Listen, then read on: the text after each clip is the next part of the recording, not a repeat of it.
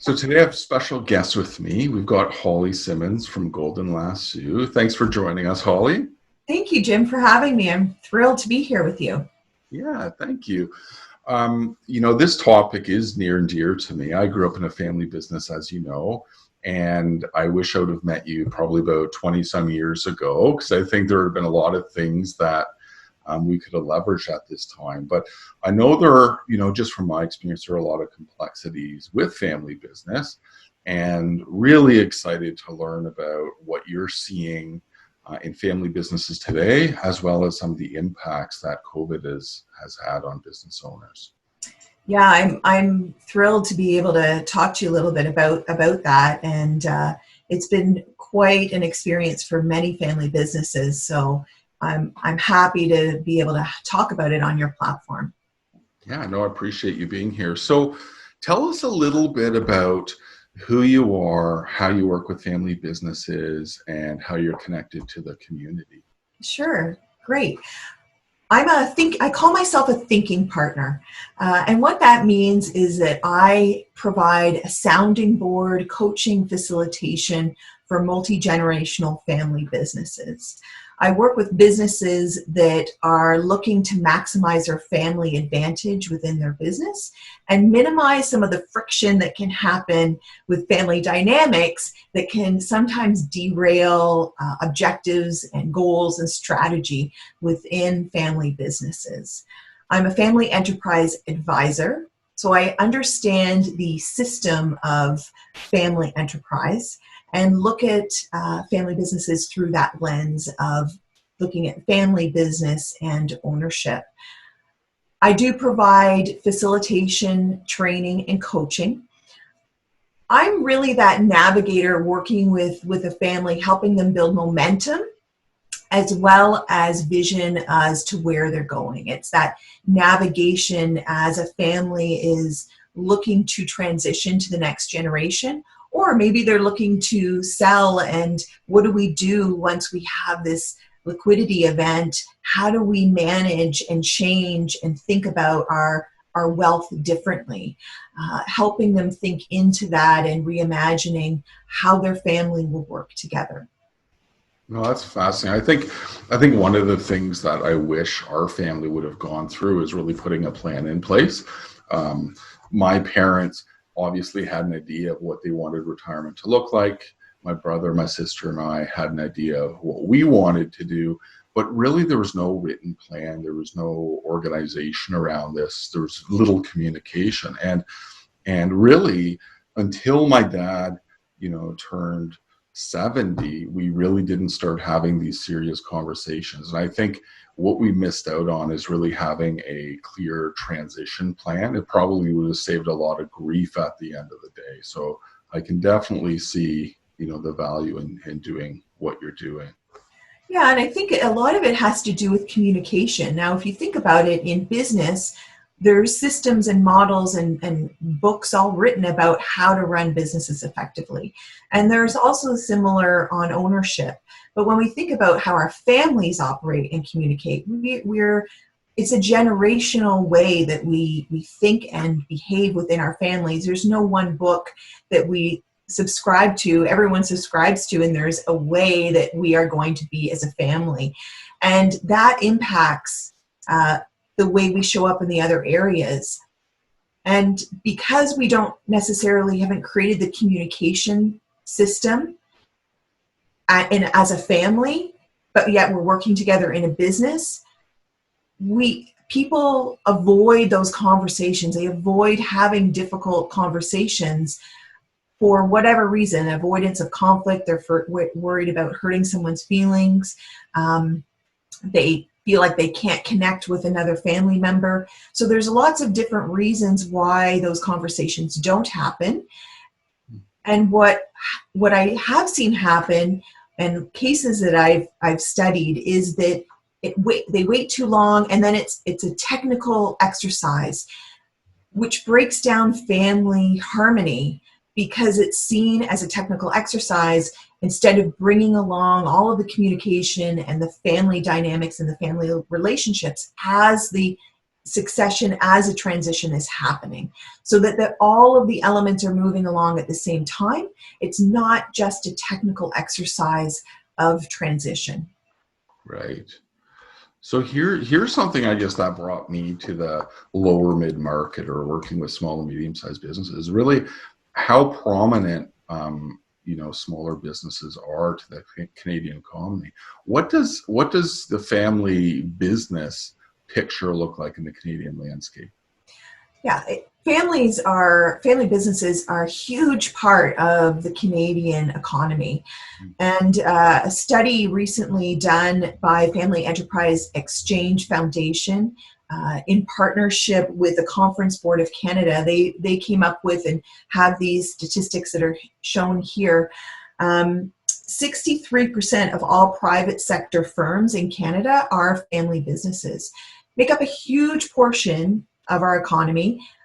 90% of these jobs, the 7 million jobs, are from small to mid-sized family enterprises. Often people think of family businesses as mom and pop shops, but all the businesses that I know that are family businesses, they first think of themselves as businesses. They're very business focused who happen to employ family members. So I think that the idea of family business is shifting to a more sophisticated thought as well as the way they operate.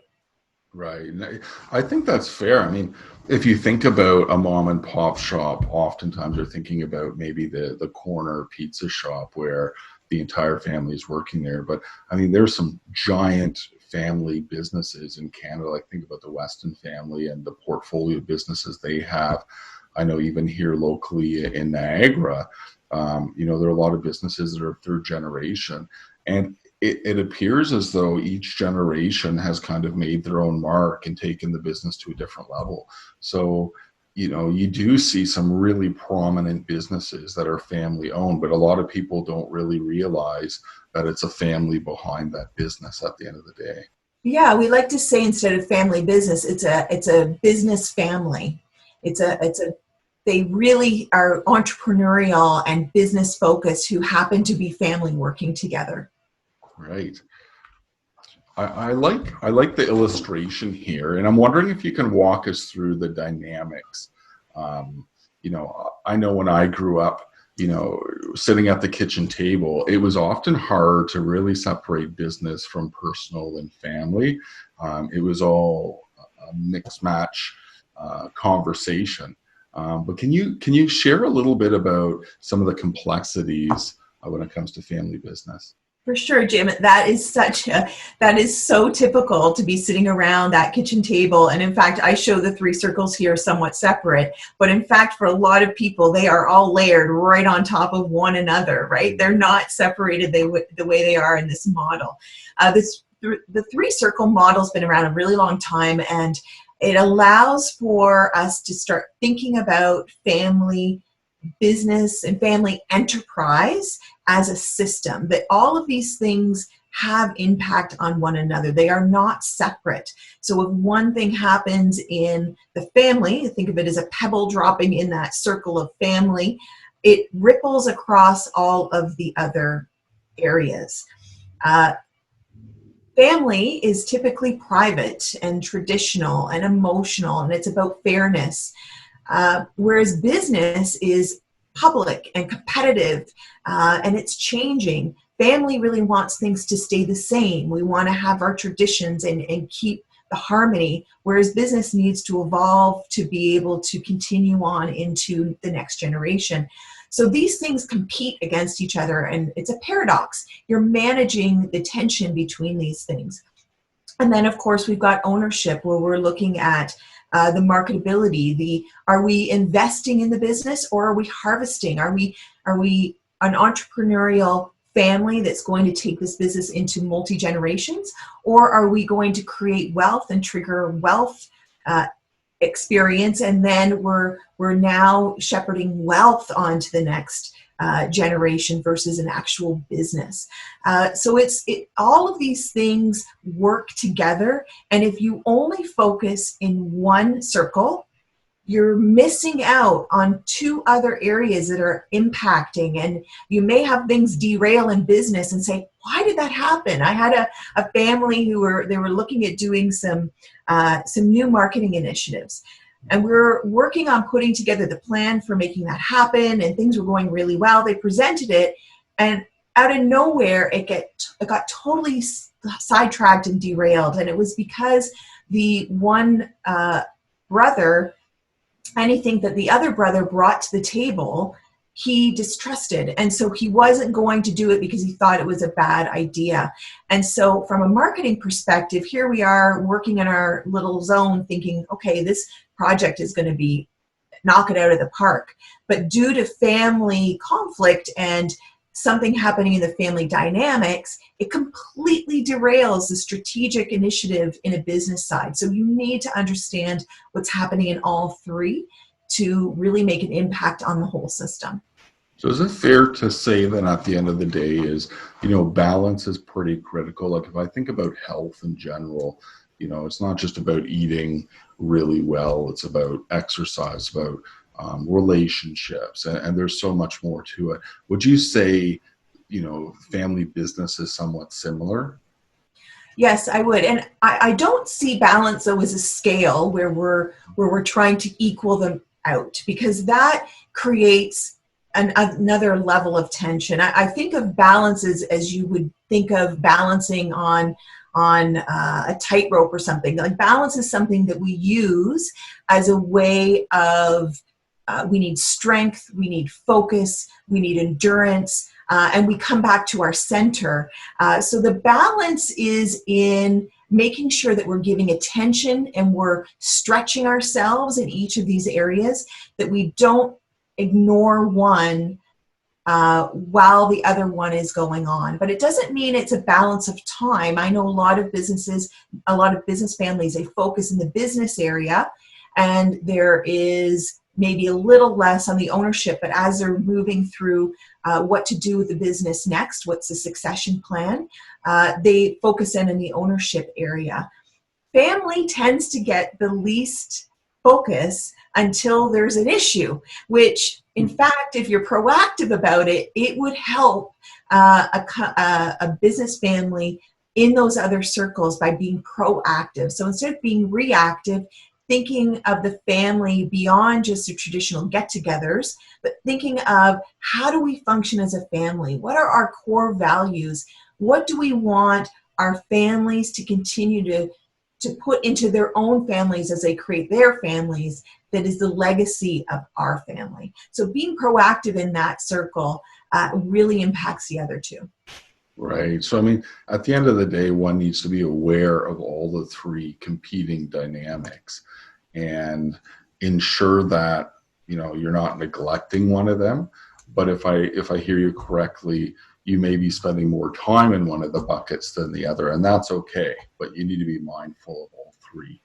Yeah, and understanding where you are in those circles. So example, a spouse who isn't working in the business is in the family circle, and you may have their spouse who is in the family and the business circle, but not in the ownership circle. So people are in different places in this model, and they have different perspective, different lenses. Understanding that and seeing it as a whole picture will help to create the right planning and the right systems that will set you up for success, especially during things like what we're going through right now with COVID. Right. So let's talk about COVID a little bit. I mean, generally speaking, we're seeing many businesses being affected by it. Some are seeing an uptick, and many more are seeing a bit of a pullback. And I know we talked about this prior to this webinar. What are some of the areas where you're seeing businesses being impacted? Definitely the financial side of things. You've got most businesses have had a financial impact due to COVID, with their sales have gone down, the supply chain has been impacted. There are a few great news stories where, businesses have pivoted and they are doing really well. I would say the majority, though, are financially pressured, meaning they have to lay off key employees they've had for years and who they see as part of their family. And it's emotional to have to do that. It's not just the financial side, it's emotionally difficult, which impacts their relationships within their family as well as within the business itself. Communication. Now, it's interesting. Some of the families that I work with have strengthened their communication. Things that were causing them conflict prior to COVID have almost been parked, and they have come together and aligned how they're moving forward, and they have increased their speed. And then other families, the divide has increased. So COVID has done the opposite. It has created more tension, and it has made communication go into a vacuum where they're not communicating as much, which reduces their ability to adjust to the market and creates more conflict and tension. So when I'm working with families, I really help them through the communication piece. How can we communicate more often, more clearly, use smaller communication chunks, and make sure that we're communicating with everyone in the family. And that includes people who aren't in the business. Because people who are working in the business and they're seeing each other every single day, they have this knowledge of what's going on and they feel connected. And let's say a family member who is working outside, who's not in the business, who sees it from the outside, they feel disconnected because they're not even able to see each other. And it really impacts their morale and their emotions and their ability to feel like they are involved. Increasing your communication is key during this. And we've seen it with our government. I mean, every single day there is communication coming out, and that is on purpose. We as family businesses need to look at that and say, how can we emulate that consistent communication so that people are feeling a certain level of a reduced anxiety. Right. Yeah, and I can only imagine too, depending on how many family members touch the business. I mean, oftentimes you get those that are directly involved, but then you've got spouses and you've got children who are also affected. And with the various messages, on TV, when you look at COVID, you can't help but become anxious and wonder what is my lifestyle going to look like as a result of COVID? Is it going to be around for a long period of time? And I can imagine if there's a solid base, a good plan in place, that's obviously got to help. And then if you layer on good communication, that's probably a pretty good solution or pretty effective strategy to help weather the storm. Yeah, and from the planning perspective, if people haven't done the planning before, this has been definitely something that made them say, whoa, we need to really get focused on this and making it a priority. Like what we talked about in the previous slide with the 3 circles, the focus has been on the business. COVID has helped everyone zoom out and say, okay, we need to have good planning in place so that we can manage through this time. Right. That makes a lot of sense. So I know you've put together some key highlights. Can you walk us through, some of the things that family businesses should be looking at in terms of best practices? Yeah, for sure. Well, the first thing through COVID and always, but especially during this time, is reconnecting to the fundamentals. And what do I consider fundamentals? It's the core values, your personal individual core values, as well as your collective shared family values and your vision as a family. Now, I'm specifically saying family and not business because we know that the way families operate in their family and the values that they have there and their vision, it translates into the business. It just naturally happens organically. And so being clear on those, reconnecting with them, how are you living those core values and that vision today? How are you going to live it into the future to allow you to reimagine that future, and doing it together as a collective group will ensure strength and harmony, which has always done family businesses well in their longevity, to be able to beat the market in having a longer odds of being in business longer. So reconnecting with that is critical. I've got a few other things there. The other item I really want to talk about is recognizing the talent capacity of family and non-family team members. Sometimes we get into our patterns in our business whereby we're getting through the day, we are, reacting to what's going on, and we don't necessarily get a good view of the talent we have. During a time of pause, it allows us to reevaluate our team and start to see people differently. In a family business, we wear lots of different hats. So, I might be wearing my mom hat or my sister hat. I might be wearing a bunch of different hats as well as my owner hat. And that impacts the way I show up and think about the talent. When you take off different hats and start to be more objective about your family members and the value that they can bring, it helps you to see their role possibly differently and how they can help move your business and enterprise forward. Right. Are there any commonalities in terms of businesses, family businesses specifically, elements within the business that, helps them navigate, some of these difficult times like COVID or the economic downturn, 2008? Are there any things that you see that are really critical to family business success? Yeah, so there's a number of different things that impact success of family businesses. Communication being one of the top, being able to manage and work through conflict, because conflict is inevitable.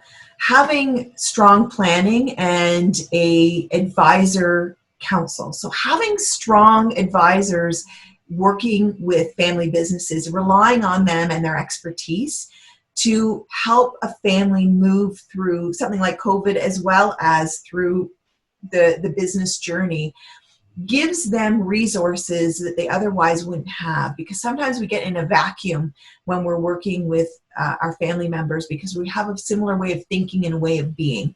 And having a team of multidisciplinary advisors that work and know each other also is very, very helpful, because then the advisors are all working for the betterment of the business as a whole versus individually giving advice, which is not collective for the business. Yeah. Yeah, go ahead. I was just going to say, it's probably interesting too. You've got the family dynamics, and in our particular family business, you're always questioning the underlying motives when someone brings an idea to the table. Is it purely, the best thing to do for the business, or is it because they've got a personal interest in something? So when you bring an advisor to the table, it also, we always found that there's objectivity, right? So someone's they're bringing an idea to the table, but there's no underlying motivation. So I can see the value of bringing in some quality advisors. Yeah, and my experience through the Family Enterprise Advisor program is that and the advisors I work with, like you, Jim, is that we're working for the betterment of the whole, of the family, of the business, and we want what is best. And we don't want to do any harm. We want to work together and meet the family and the business where they are and help them go where they want to go. And that means that we are wanting to navigate all of those things together. And if we leave one behind, it is a detriment to one of those circles. So that's why it's interesting and works well by having people who can help in different areas of the business and the family. Now, here's another interesting perspective, and it looks at leadership. And I know, too, again, drawing from my personal experience being in the family business, leadership is so critical. And I think about decision-making and where decision-making happens. Can you walk us through, what we're looking at here and, what family businesses are experiencing in each of the stages? Absolutely. I work with an organization out of London, Ontario, Total Leader Solutions, and they have a platform that creates a 360-degree score on how a business is doing from a leadership perspective. It's almost like evaluating the bench strength of a leadership team. And it also allows us to understand what stage a company is at. Now, you need to understand that a company can be doing well at any one of these stages. And it's, however, for an owner to almost separate themselves from the business, they need to move through these stages. And you can't go from stage 1 to stage 4. You need to move through all of them. So at stage 1, a company at stage 1, an individual at stage 1 is just getting it done. They are just getting through the day. It's extremely firefighting, reactive. It's exhausting. There's a lot of energy going out. Usually in this instance, the business owner is making all of the decisions. They have to be part of everything. They have people who can take direction, but those people aren't able or haven't been empowered to make the decisions. So the business owner is managing all of that. Over time, that can be exhausting. And from a saleability of the business, the value is in the owner, not necessarily in the business. At stage 2, a stage 2 person works with favorites, where you've got your key people who you know are going to get it done, and you empower them to help make some of the decisions. But the business owner is still really involved in what's going on day to day. They're still not necessarily working on the business. They're still working in the business. They often will still hold all of the key relationships with clients and vendors. And there may be 3 to 5 key clients and customers that make up the majority, 80% of the revenue at a stage 2. A stage 2 company moving into stage 3, it's a big gap, and a lot can be in those 2 stages. But at a stage 3 company and individual, they're team building. They're creating teams that are empowered to make decisions. There's processes in place that are followed.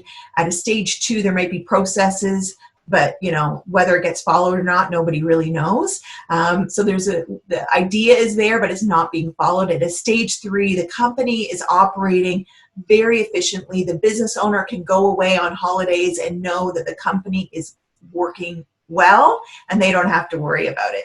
At a stage 4 company is at this other level where it's a mentoring experience. So the business owner is a respected mentor. They are not in the business day-to-day operations, but they are still present and able to mentor others in decision-making, speaking into what might work, and they're coaching versus telling at this point. And they really believe in their team. A stage 4 company is operating usually without the silos, and there's high levels of trust around the whole organization. Going from a low stage 2 into a stage 3, it's really taking a company into adulthood. It's this idea of taking all the things that we know we need to be doing and actually doing it. And is there a correlation between the age of a company and what level of leadership, or do you see some companies that have been in business for 40 years still operating at stage 1? Yes, yeah, I definitely know of businesses that are operating at stage 1, and when they start talking about wanting to sell their business, they don't, or their next generation taking it over.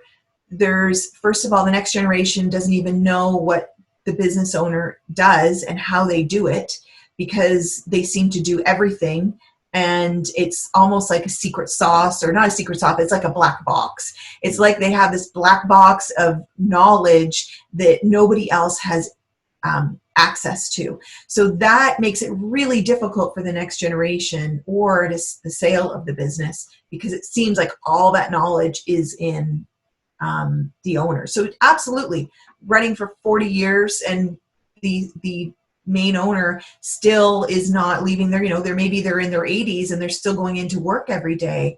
So absolutely, it doesn't necessarily have to be a length of time, although usually when you're starting a business, you're going to be in stage one because the business owner is starting the business. And as you build your team, you can move through the stages if you're consciously aware about building and that's your vision. Whereas some people are very comfortable staying at stage two, where the business owner has a lot of control and has a few favorites. Right. Yeah. And it's interesting because when I look at some small businesses, they got into a business because they really enjoyed the day-to-day work. So if you think about a mechanic, they like doing the mechanic work. And, some operators may want to put more staff in place and eventually work their way out of the shop.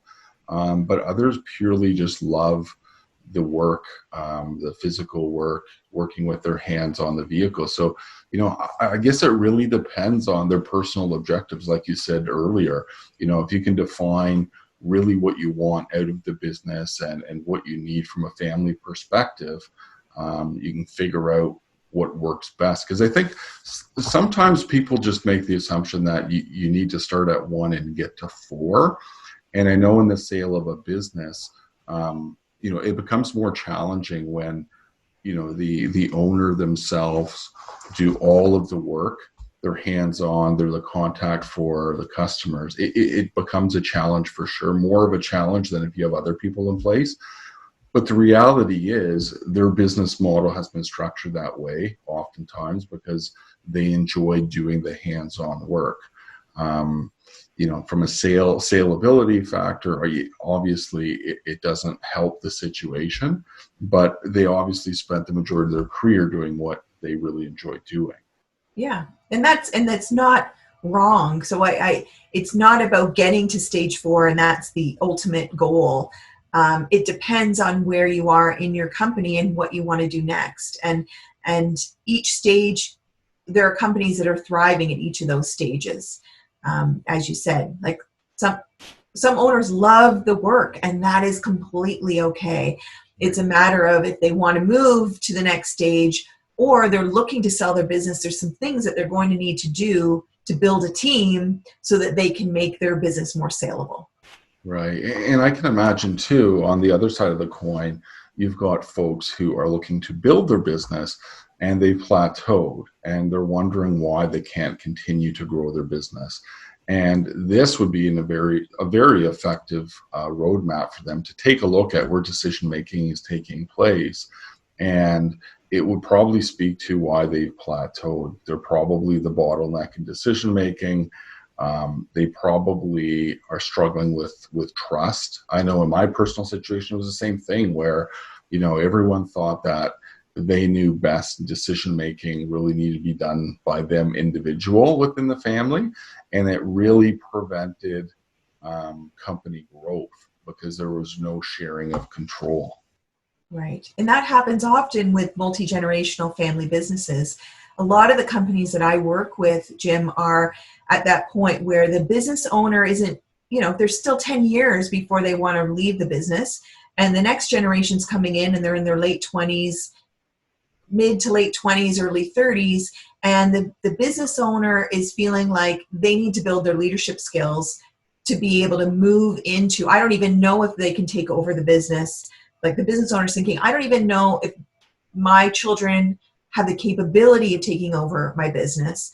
And the other generation, the next gen is thinking, I don't think that they believe that I can. I want to make decisions. I want to be able to impact what's going on, but I have no control and no ability because they're holding all of the control. So part of the work I do is to help build capacity in the owner to become more of a mentor and coach so that they change their style slightly so that they can mentor and coach the next gen. And then the next gen, I help them see the value in the years that their parent has had in the business and start to watch what they're doing. How do they make decisions?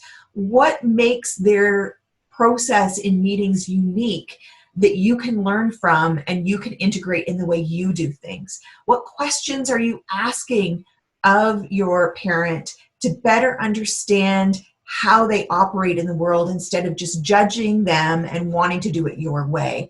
So part of my job is to create this bridge between those generations, especially when the overlap is going to be a minimum usually of 10 years when that they're going to be working together. Wow, that's fascinating. So I guess a question for you, and I know you touched on this a little bit already. Oftentimes what I hear when I meet the seller, if they've got family in the business, is, you know what, my son or daughter, they're just not capable of taking over. And I think that it may not always be an accurate assessment. Sometimes it is an accurate assessment, but they're coming from a place where there's lack of objectivity. Would you look at the skill set of the next generation? Would you look at some of the gaps and help them understand the profile of the skill set and that sort of thing? Yes. So through the Total Leader Solutions, it provides that insight. I also work with another advisor. So I work with a network of different advisors, and it's about bringing in the right advisor at the right time. And she has a really in-depth talent assessment that is so helpful in understanding what an individual could and should be from a career perspective.